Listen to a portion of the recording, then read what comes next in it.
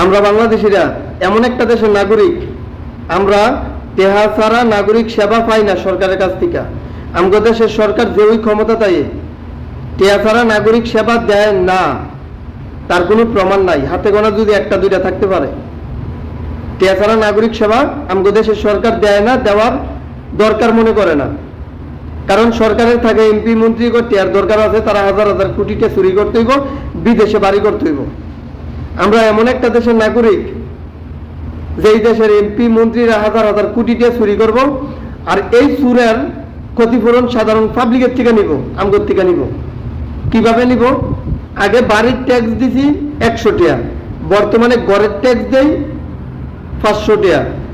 এক বাড়িতে কয়েকটা ঘর থাকে, যত থাক 500 টাকা করে।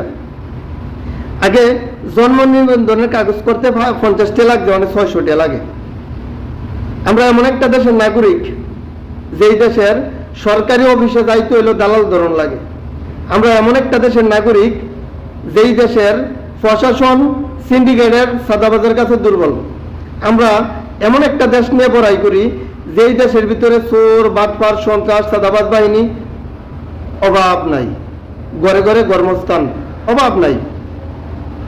আমরা এমন একটা দেশের নাগরিক, আমরা বিদেশের দেশগুলোর দেখে আফসোস করি সবসময় যে আহারে এই দেশটার মতো আমগো দেশটা কয় না কেড়ে কেড়ে পারে না আমগো দেশের সরকার।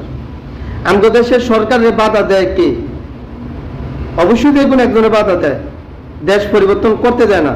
কারণটা কি? আমগো কি ইচ্ছা হয় না যে উন্নত দেশের মতন আমগো দেশটা হোক?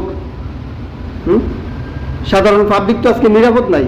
যে কোনো জায়গাত মানুষ মারে, রাস্তাত মানুষ মারে, কলেজে মানুষ মারে, মসজিদে মানুষ মারে, মাদ্রাসাত মারে, দোকানে মারে, বাড়িতে মারে, ঘরে মারে। এমন করলো আমগো দেশটা। সারা পৃথিবীর কোনো জায়গায় তো এমন করে না।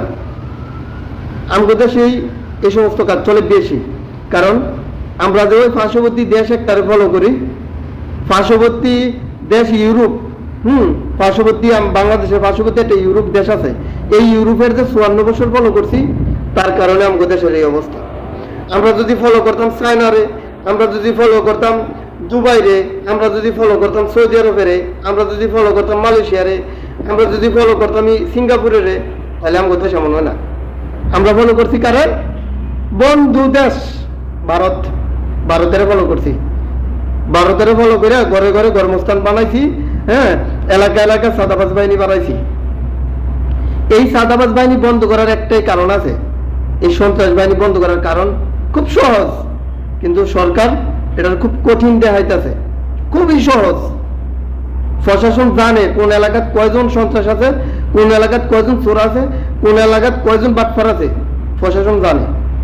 এটি শেষ ক্যারে করে না। অবশ্যই কারণ আছে।